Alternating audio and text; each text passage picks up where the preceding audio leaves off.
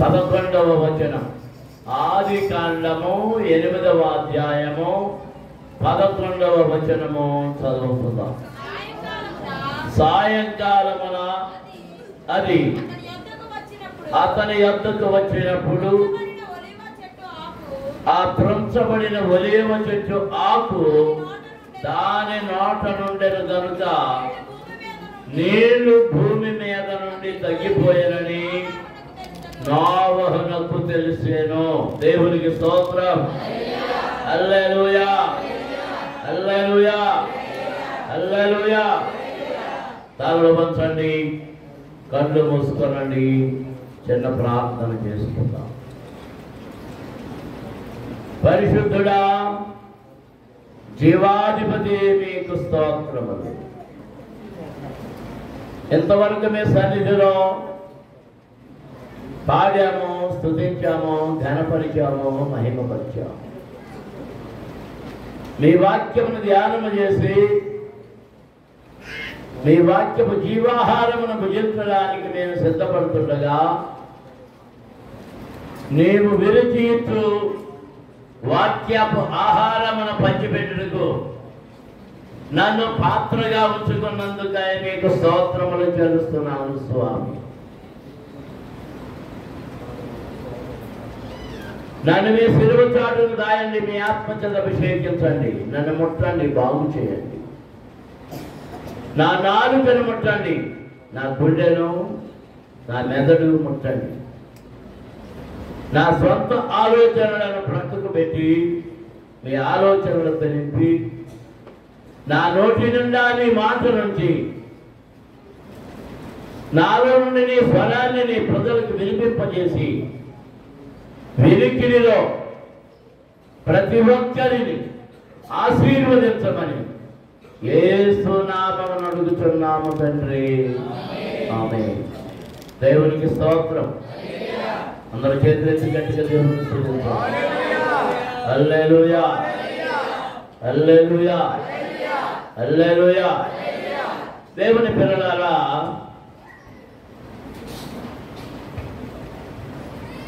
నోవహు యొక్క జీవితాన్ని గురించి అనేక మార్లు మనం జ్ఞాపకం చేసుకుంటాం. దేవుడు నోవహును ఓడను నిర్మించమని చెప్పడం, ఆయన నిర్మించడం, దానిలోనికి సకల జీవరాశులు కూడా జతలు జతలుగా చేర్చబడడం,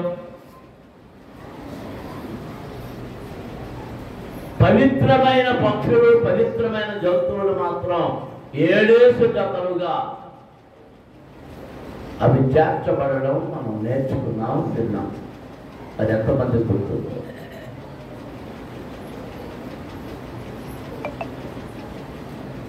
భయంకరమైన ప్రళయం ప్రారంభమైంది, జల ప్రళయం. భూమంతా నీళ్లతో నిండిపోయి నాశనం అయిపోయింది. దినాలు గడిచిపోతున్నాయి.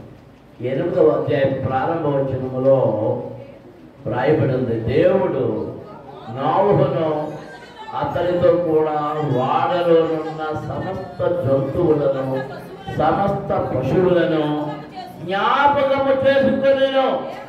దేవుడు భూమి మీద వాయువు విసురునట్లు చేయడం వలన నీళ్లు తగ్గిపోయెను.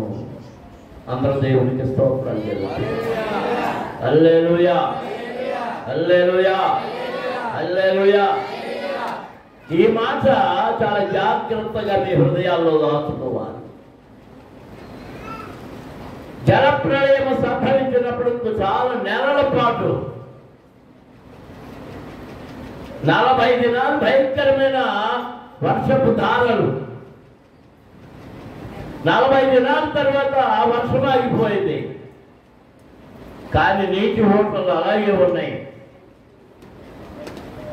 కొన్ని నెలల తర్వాత ఇక్కడ వ్రాయబడిన రీతిగా నోవహును, దేవుడు నోవహును అతనితో కూడనున్న వాడలోనున్న సమస్తమును జ్ఞాపకము చేసుకొనెను.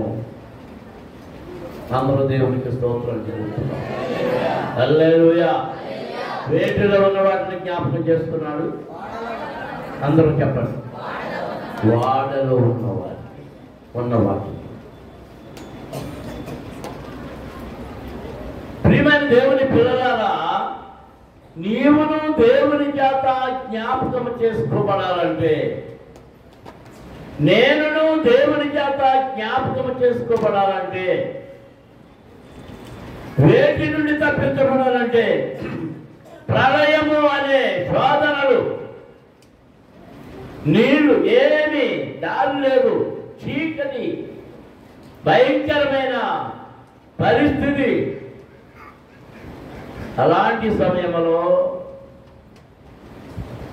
దేవుడి జ్ఞాపకం చేసుకోవాలంటే, నీకు కలిగిన ఇబ్బందుల్లో దేవుడి నేను జ్ఞాపకం చేసుకోవాలంటే, నీ ఇరుకులు ఇక్కట్లో జ్ఞాపకం చేసుకోవాలంటే, చీకటి నిన్ను ఆవరించినప్పుడు దేవుడు నిన్ను జ్ఞాపకం చేసుకోవాలంటే, నీ అవసరత నిన్ను అవమానాల పాలు చేస్తున్నప్పుడు దేవుడు నిన్ను జ్ఞాపకం చేసుకోవాలంటే, నీవు ఎక్కడ ఉండాలి? వాడలో ఉండాలి. దేవునికి స్తోత్రం. అందరం స్తోత్రం చెల్లిస్తున్నాం. హల్లెలూయా, హల్లెలూయా, హల్లెలూయా, హల్లెలూయా. లేకపోతే ఆయన ఉన్న నావలోనైనా ఉండాలి. ఆయన ఉన్న నావలోనైనా ఉండాలి. యేసు ప్రభు ఈ లోకంలో ఉన్నప్పుడు ఆ సముద్రం దగ్గరికి వెళ్ళాడు. గెన్నెసరతు లేదా గలిలయ, దానికి 2 పేర్లు ఉన్నాయి. ఆ సముద్రం దగ్గరికి వెళ్ళి ఆ పడవలో దాన్ని ఎక్కి అవతలకు పోతా ఉన్నాడు. వెళ్తున్నాడు. ఆయన ఏం చేశాడు? అలసిపోయి తల అమరం మీద పెట్టుకొని నిద్రపోతుంటే ఎవరు చెలరేగారు? తుఫాను, గాలి, సముద్రము అవన్నీ చెలరేగిపోయి ఈ నిద్రపోతున్నాడు కదా, ఇలా బెదిరిద్దామని. ఎవరిని? యేసయ్యతో ఉన్న వారిని, శిష్యులు. వీళ్ళు ఎవరిని చూసి భయపడిపోయారు? ఆ గాలిని, ఆ ఎలలను, ఆ సముద్రపు భాషను, ఆ సముద్రపు అల్లరిని, వాటిని చూసి భయపడిపోయారు. అలలు ఏం చేస్తున్నాయట? నావను కొడుతున్నాయి. నావను కొడుతున్నాయి. వీళ్ళు ఏమని మాట్లాడు మొదలు పెట్టారు? ప్రభువా, మేము నశించిపోతున్నాం, మేము చచ్చిపోతున్నాం అయ్యా, చచ్చిపోతున్నాం అయ్యా, నీకు కొంచెమైనా చింత లేదా? ఆయన అక్కడ ఉన్నాడు కదా. ఒకళ్ళు మునిగిపోతే ఆయన కూడా మునిగిపోవాలి కదా. ఇప్పుడు వీళ్ళు ఏమంటున్నారు? వాళ్ళు కూడా చూసుకున్నారు కదా, ఈయన ఉన్నాడు మనతో పాటు, ఈయన మునిగిపోతాడు అనే ఆలోచన కూడా లేదు.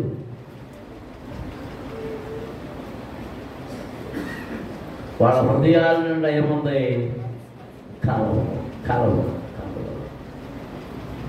అదిగో నా నావా బయలుదేరుతున్నది, అందులో యేసున్నాడు, నా నావలో క్రీస్తున్నాడు, నా నావలో క్రీస్తున్నాడు. అదిగో నా నావా బయలుదేరుతున్నది, అందులో యేసున్నాడు, నా నావలో క్రీస్తున్నాడు, నా నావలో క్రీస్తున్నాడు.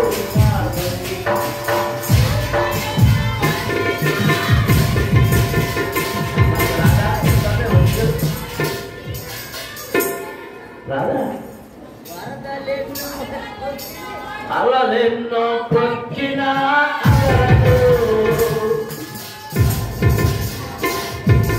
వరదలెన్నో వచ్చినా వరదలు, అలలెన్నో వచ్చినా అలలు, వరదలెన్నో వచ్చినా వరదలు, అలలెన్నో వచ్చినా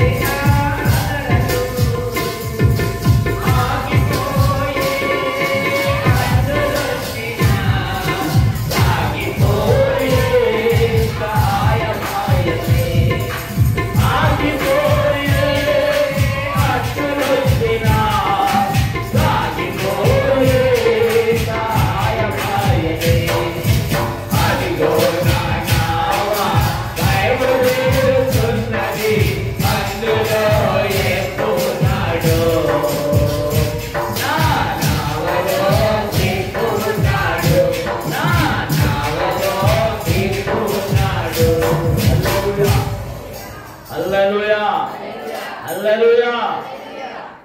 మన నావలో ఎవరు ఉండాలి? లేదా నువ్వు ఎక్కడ ఉండాలి? ఆయన వాడలో ఉండాలి. ఆయన వాడలో ఉండాలి. 40 రాత్రింబగలు మహాజల ప్రళయము వచ్చి రాజ్యమంతా ముంచివేసి చిత్రము చేసి వేసి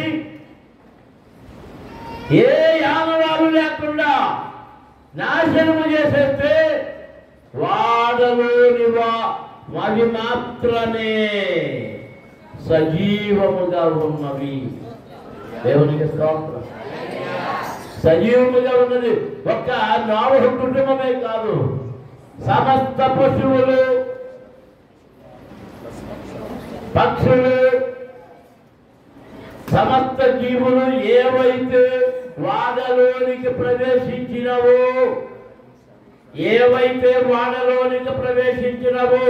అవి మాత్రమే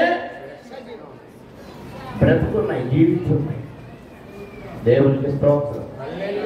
అందరం స్తోత్రాలు చదువుతున్నాం. హల్లెలూయా, హల్లెలూయా, హల్లెలూయా. దేవుడు జ్ఞాపకం చేసుకున్నాడు వారిని.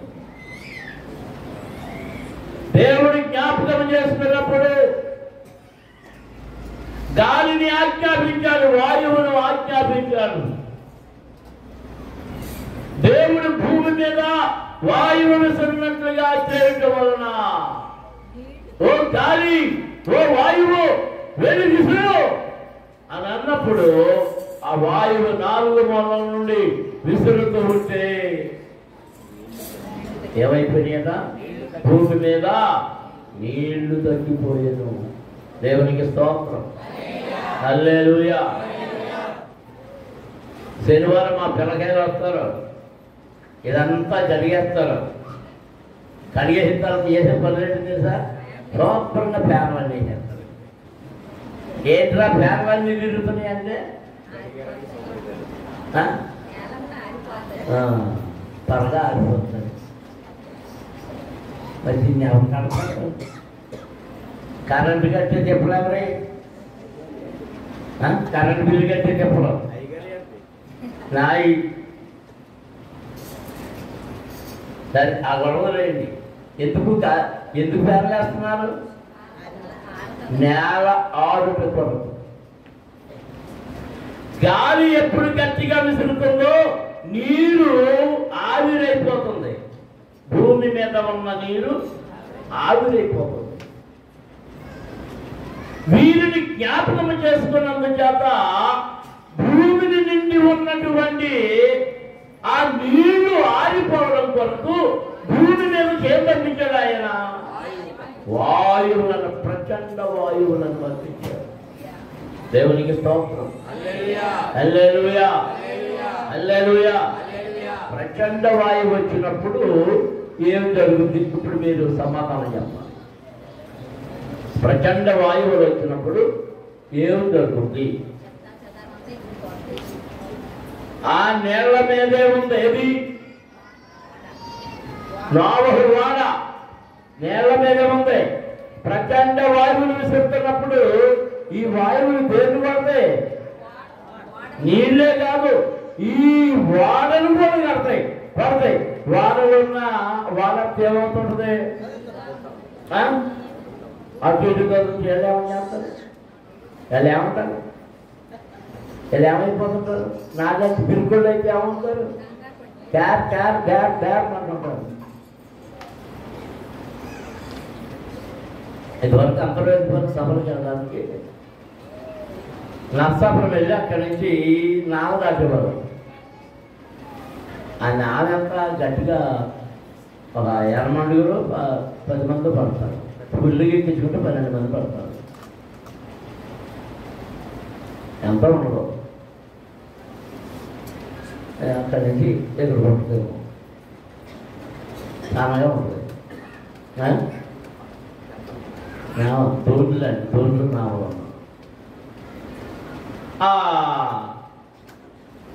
ఎక్కినప్పుడు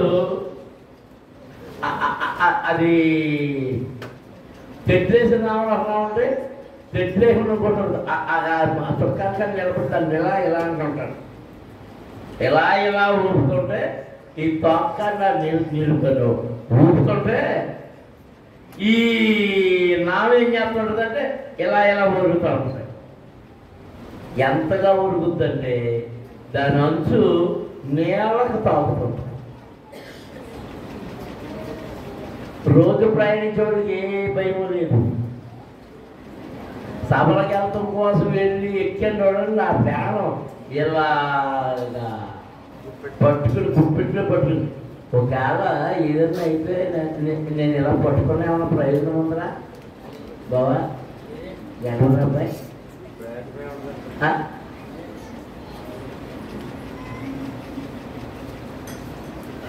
అలాంటి నావలో అలాంటి ధోనిలో యేసయ్య ఉన్నాడు.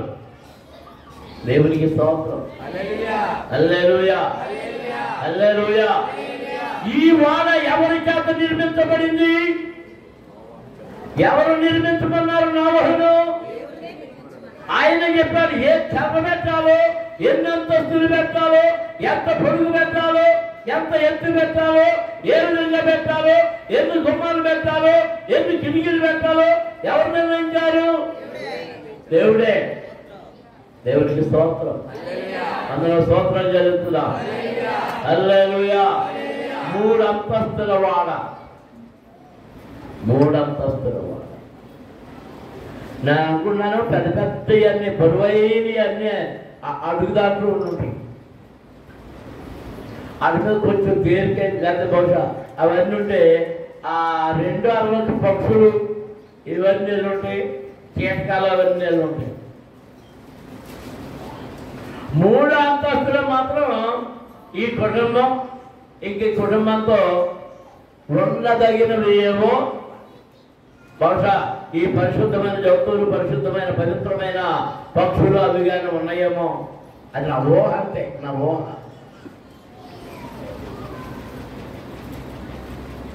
మూడు అంతస్తులు నిర్మాణ పని మాత్రం నాలుగు చేశారు. దాని కొలతలు, దాని పని ఎలా చేయాలో ఎవరు నిర్ణయించారు? దేవుడు. సంఘము ఆయనది. నీకు రక్షణ ఆయన ఇచ్చాడు. రక్షణ ఇచ్చిన ద్వారా నిన్ను తన వాడ అనే సంఘములోనికి నడిపించాడు. వాక్యము అనే ఈ భూమి మీద ఉపద్రవములు, శోధనలు, ఇరుకులు, ఇబ్బందులు, ఇక్కట్లు ఇవన్నీ పెడుతూ ఉంటాయి, వస్తూ ఉంటాయి. కానీ ఎవరి సంరక్షణలో ఉన్నాము మనము? దేవుని యొక్క సంరక్షణ. దేవునికి స్తోత్రం. హల్లెలూయా హల్లెలూయా. దేవుడు జ్ఞాపకం చేసుకున్నాక చూడండి, ఇవన్నీ మన జాగ్రత్త 2వ చూడుతుంది. అగాధ జలములు ఓటలను, ఆకాశపు భూములను మూయబడిను, ఆకాశము నుండి కురుస్తున్న ప్రచండ వర్షము నిలిచిపోయాను. అప్పుడు నీళ్లు భూమి మీద నుండి క్రమక్రమముగా తీసిపోతుండెను. 150 దినములైన తరువాత నీళ్లు తగ్గిపోగా, ఎన్ని రోజులు అంటే ఎన్ని నెలలు? 5 నెలలు. 7వ నెల 17వ దినమున వాడ అరారాతు కొండల మీద నిలిచెను. దేవునికి స్తోత్రం. 7 నెలల 17 రోజులు గతించేటప్పటికి నీళ్లు ఆ పర్వతాల యొక్క శిఖరాలు కనబడేటట్లుగా తగ్గింది. వాడెక్కడ నిలిచిపోయిందట? అరారాతు పర్వతాలు, ఎత్తైన పర్వతం మీద నిలిచిపోయింది. నీళ్లు 10వ నెల వరకు క్రమముగా తగ్గుతూ వచ్చారు. 10వ నెల మొదటి దినమున కొండల శిఖరములు కనబడెను. మరి 40 దినములైన తరువాత నోవహు తాను చేసిన వాడ కిటికీ తీసి ఒక కాకిని వెలుపలికి పోవిడిచెను. దేవునికి స్తోత్రం. అంటే ఇంచుమించు 11 నెలలు గడిచిపోయిన తర్వాత దాదాపు సంవత్సరం వచ్చిన తర్వాత కిటికీ తెరిచాడు. అప్పటి వరకు కిటికీలు ముయ్యబడి, కిటికీలు తలుపులు అన్ని ముయ్యబడి. నావుగా తీయడానికి కిటికీ ఒకటే అనుకూలంగా ఉంటాయి, అది ఒక్కటి తెరవబడింది. ఇప్పుడు ఇన్ని నీళ్ళు వచ్చినాయి కదా, చేపలను పట్టుకుని ఉంటున్నారా? పడతాయి కదా. అంత నీరు వచ్చినప్పుడు చేపలు కూడా బ్రతకవు. చూడండి, మాకన్నీ చేపల చెరువులే, ఈ భీమవరం, ఈ కోనసీమ అన్నీ. భయంకరమైన వర్షాలు వచ్చి, వరదలు వచ్చి, వరద నీళ్ళు వచ్చేస్తే ఆ చేపలన్నీ ఏమైపోతుందో తెలుసా? చచ్చిపోతాయి. వాటికి ఆక్సిజన్ దొరకదు. ఈ నీళ్ళు ఆ నీళ్ళు కలిసిపోయి నానా గంటలు అయిపోయి చేపలు చెరువులు చచ్చిపోయినాయని గోలు పెట్టేస్తున్నారు, ఆ రొయ్యలు చచ్చిపోయినాయని గోలు పెట్టేస్తున్నారు.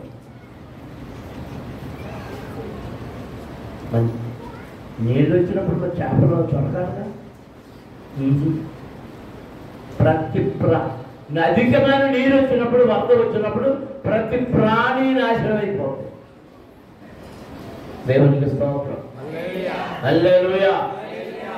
కాకిని విడిచిపెడితే వెళ్ళిపోయిన కాకి మళ్ళీ తిరిగి రాలే. పైగదంట బయటికి వెళ్ళి భూమి మీద నుండి నీళ్ళు ఇక్కిపోయే వరకు ఏం చేస్తున్నారా? ఇటు అటు తిరుగుతుందంట.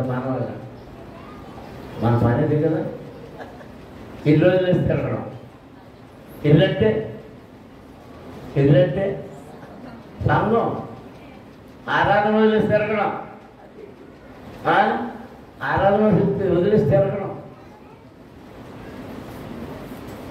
దాంట్లో దర్శనం చేస్తుంది. దర్శనం అప్పుడు వెళ్ళి ఆ దర్శనం ఇంట్లో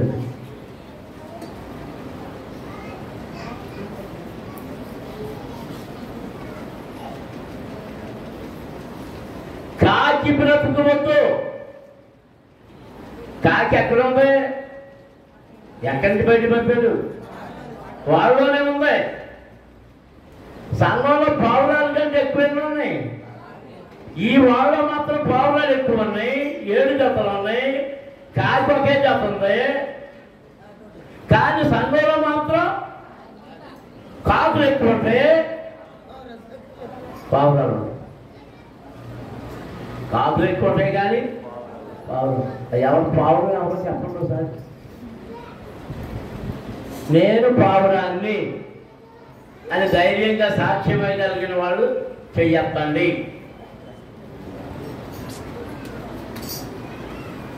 లేదు, పావురానికి చేతి కట్టు ఉండదు అంటారు. అది ఎంతవరకు నాకు తెలియదు. మనలో చేదు లేని వాడు ఎవడు? పాపము లేనివాడు ఎవడు? అపరాధము లేనివాడు ఎవడు? దోషము లేనివాడు ఎవడు? మనమందరమును అపరాధులమే. ఈ కాకి ఎప్పుడు పోతానా అని ప్రాణం ఒక్క పట్టుకుంది. ఎంతకాలం? ఓ సంవత్సరం. వెళ్ళిపోతానన్నా వెళ్ళనివ్వలేదు ఎవరు. వెళ్ళిపోవాలంటే ఏం తెరవబడాలి? కిటికీ తెరవబడాలి. నేను అనుకున్నాను, దేవుడు విచిత్రమైన నిర్మాణం చేశాడు. ఏదన్నా తొందరపడి వెళ్ళిపోవాలనుకున్నా కానీ వెళ్ళడానికి వీలు లేకుండా దేవుడు అన్నిటినీ బంధించి ఉంచాడు. ఇప్పుడు వాడలో సమస్త జంతువులు ఉన్నాయి. అందులో పాములు ఉన్నాయా? పేళ్ళు ఉన్నాయా? కప్పలు ఉన్నాయా? తోడేళ్ళు ఉన్నాయా? మొసళ్ళు ఉన్నాయా? ఉన్నాయి కదా. సంఘంలో కూడా ఉన్నాయంటారు, లేదంటారా? ఉన్నాయి, కప్పలు ఉన్నాయి, మొసళ్ళు ఉన్నాయి, తొండలు ఉన్నాయి, జల్లులు ఉన్నాయి, లేనిదేమీ లేదు. సంఘంలోకి అన్నీ చేరిపోతున్నాయి, సంఘంలోనికి అన్నీ చేరిపోతున్నాయి. ఎందుకని నేను మన బాప్తిసం పొందినోళ్ళు ఎక్కడ ఉన్నాను చేయగలుగుతాను సార్, నేను చూస్తాను. మన బాప్తిసం పొందినాడు మొదటి ఆదివారం ఒకడే కనపడతాడు, మూడోడు చేయి కనపడతలేదు. అది వెనకాల ఈ పక్క అంతే. మూడవడేది మొదటి ఆదివారమే ఆపత్తు. పుట్టినరోజుకి వెళ్ళింది ఆవిడ కూడా. తోత్రం అయినా తోత్రం అయినా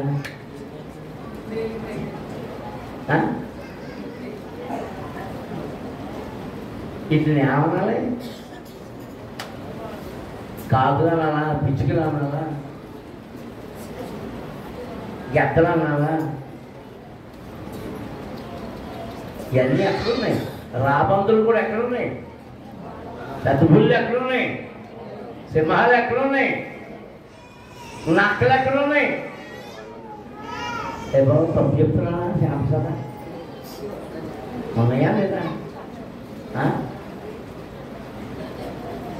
ఈ జంతువుల లక్షణములు కలిగిన వారు సంఘంలో ఉన్నారు.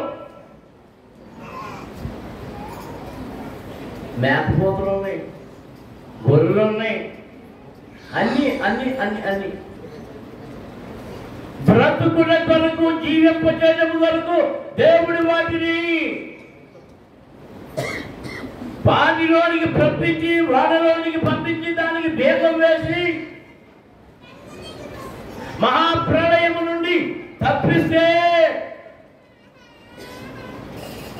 ఇది బెంగెట్టేసుకుంటారు లోపల. ఎవరు రోజు పాట అంటాడు, రోజు పాట అంటాడు, పాట అయ్యో రాయన, అయ్యో రాయన, అయ్యో రాయన, అయ్యో. లోకాల్లోకి ఎప్పుడు పోతాను, ఆకాశాన్ని ఎప్పుడు చూస్తాను, భూమిని ఎప్పుడు చూస్తాను, చెట్లు ఎప్పుడు చూస్తాను, పొట్లు ఎప్పుడు చూస్తాను, ఎంగిలి వ్యక్తులు ఎప్పుడు చూస్తాను, చచ్చిన కుక్కలు నేను అక్కల్ని ఎప్పుడు చూస్తున్నాను, ఎప్పుడు పొడుగు తిన్నాను.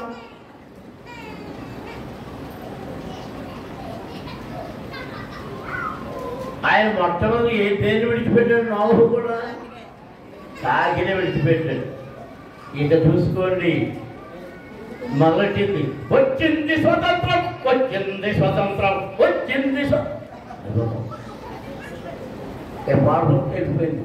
రెక్కలు వాడుకుంటా ఇక ఆ బహుశా అనుకున్నాను. అప్పుడప్పుడు రౌండ్ పడుతుంది నేను చుట్టూ, వాడు చుట్టూ రౌండ్ పడతా. వాళ్ళు ఉన్న పక్షులన్నీ నాకు వచ్చింది స్వతంత్రం, నాకు వచ్చింది స్వతంత్రం. మీరు ఇంతే, మీరు ఇంతే, మీరు ఇంతే, అందులోనే ఉండండి. ఎక్కడ చూసారా ఎంత బాగుందో? ఎప్పుడు చూడాలి? ఇందులో వచ్చాయి కదా, అందులోకి వెళ్ళి దేవునికి స్తోత్రం. అందరం స్తోత్రం చెల్లించుదాం. హల్లెలూయా. నీళ్లు తగ్గినయో లేదో చూడటం కోసం కాకిని విడిచిపెడితే మళ్ళీ తిరిగి రావాలి. ఇప్పుడు నల్ల పావురాన్ని విడిచిపెట్టాడు. మరియు నీళ్లు నేల మీద తగ్గినవో లేదో చూచుటకు అతడు తన యొద్ద నుండి నల్ల పావురముని వెలుపలకు పోవిడిచాను. నీళ్లు భూమి అంతటి మీద ఉన్నందున తన అరకాలు నిలుపుడుకు దానికి స్థలం దొరకలేదు కనుక వాడలో నుండి అతని యొద్దకు తిరిగి వచ్చాను. అప్పుడు అతను చేయి చాపి దాన్ని పట్టుకొని వాడలోనికి తీసుకొనేను. దేవునికి స్తోత్రం. అది రాలే, మరి ఎవరు వచ్చారు? నల్లపావు మారుతుంది. లోకమును ప్రేమించని వ్యక్తి వాడనబడిన సంఘములోనికి తిరిగి వస్తూ ఉన్నాడు. అతను మరి 7 దినములు తాళి మరలా ఆ నల్ల పావురమును వాడలో నుండి వెలుపలికి విడిచాను. ఆ సాయంకాలమున అతని యొద్దకు వచ్చినప్పుడు త్రుంచబడిన ఒలీవ చెట్టు ఆకు దాని నోట నుండేను. దేవునికి స్తోత్రం. అందరూ స్తోత్రాలు చెల్లించారు. హల్లెలూయా, హల్లెలూయా. అసలు నేను రోజు బోధించాలనుకున్నది ఏంటంటే, సాయంకాలమున ఆది అతని యొద్దకు వచ్చాను. సాయంకాలమున తిరిగి వచ్చింది. సాయంకాలం అయినప్పుడు ఏమి జరుగుతుంది?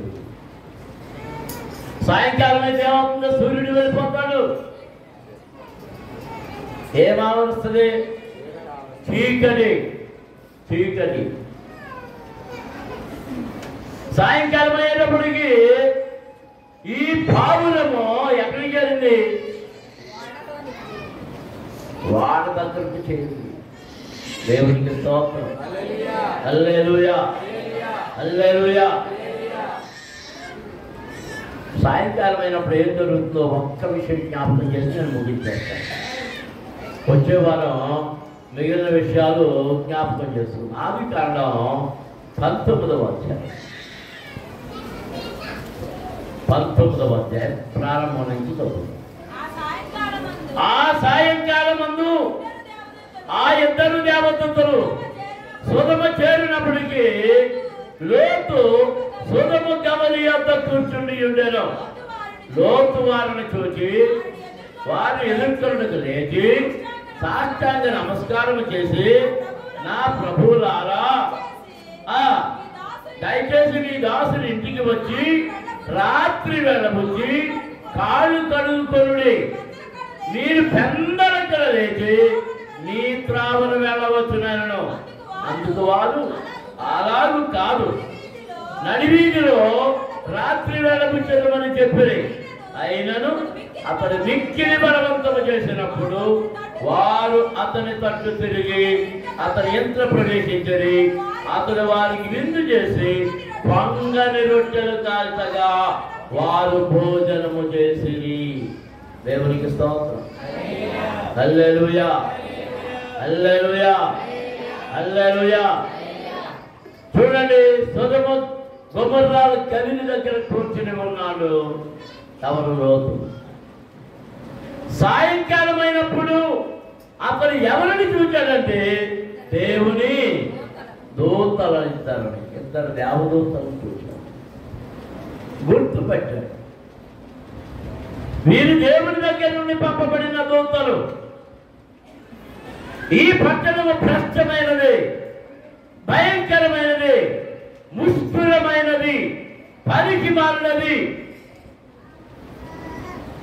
దావీదులారా, దేవదూతలారా, మీరు నా ఇంటికి రండి, ఈ రాత్రి మా ఇంట్లో ఉంటారు.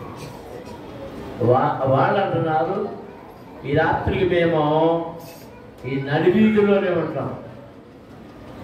నడివీధి అనగానే మనం ఏమనుకుంటామంటే, కరెంట్ లైట్ దగ్గర ఎక్కడో మంచి క్యాప్ కార్ చేసుకొని, అప్పుడు క్యాప్ కార్లు లేవు, ఈ లైట్లు లేవు, ఏమీ లేవు, ఆఖరికి లాంతర్లు కూడా లేవు.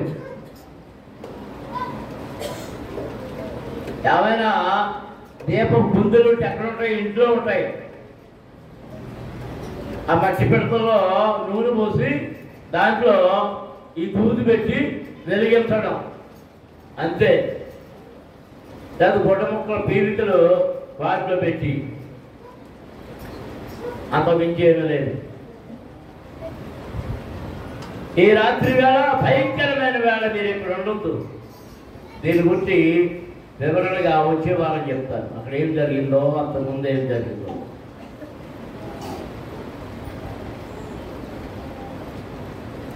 రాత్రి వేళ సొదొమ గొమొర్రాలను దర్శించడానికి ఎవరు వచ్చారు? దేవుని దూతలు. కానీ ఇక్కడ జరిగింది ఏంటంటే, పట్టణాన్ని వారి పాపమును బట్టి నాశనం చేయడానికి వచ్చినటువంటి దేవదూతలను పాడు చేయడానికి పట్టణస్థులు దొంబిగా కూడి వచ్చారు. లోతు చెప్తున్నాడు, మీరు ఎలాంటి పాపపు పని చేయొద్దు. నా కుమార్తెలు ఉన్నారు, నా కుమార్తెలు తీసుకెళ్ళి పాడు చేసుకోండి. లోతుకు ఎంతమంది కుమార్తెలు? ఇద్దరని రాయబడి. మరో చోట వ్రాయబడింది యాషారు గ్రంథంలో 3 కుమార్తెలు.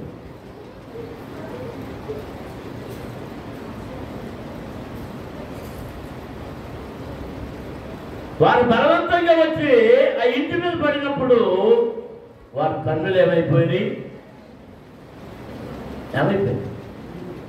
మబ్బు కప్పి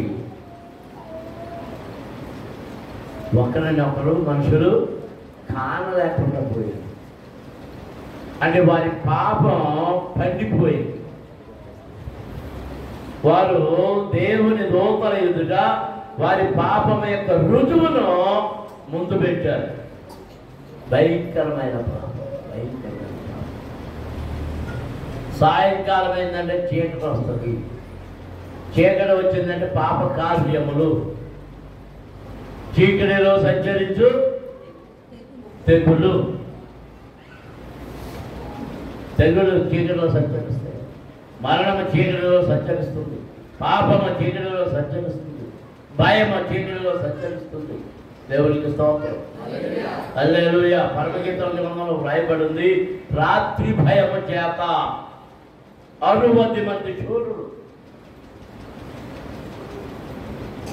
ఇంకా చాలా మంది పరివారం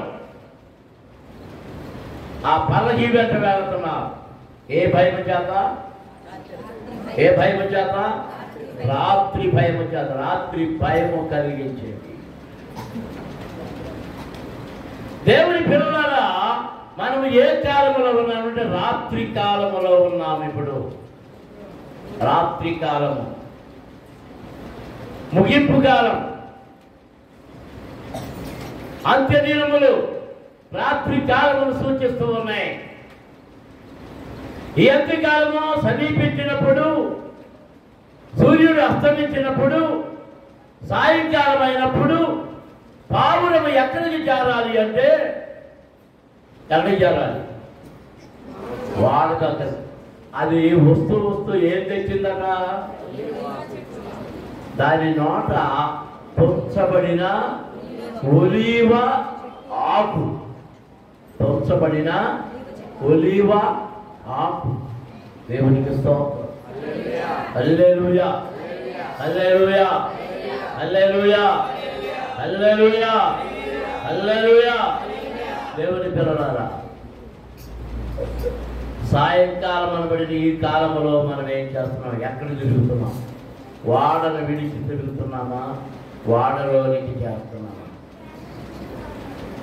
అప్పుడు చాలా మంది ఇప్పుడు ఊరు వెళ్ళాలి, మాకు ప్రార్థన చేసుకుందాం. అమ్మగారు కూడా కంగారు పెట్టిపోతుంది. వాక్యాన్ని కూడా ఇదే లేదు అంత చూస్తే ఎక్కడ ఉందంటే ఇప్పుడు పుట్టినరోజు కూడి మీద డైలీ పరిగెడుతున్నారు. అని దేవుడి కంటే ఎవరు ముఖ్యమైపోయింది? మీరేమనుకుందా? మాట్లాడుతుంది అది అలా జరిగిందా? నేరమేనా అలా జరిగింది?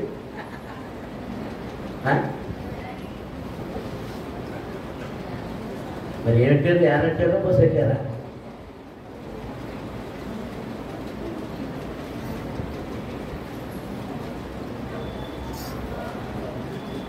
మనం ఎవరి పిల్లలం?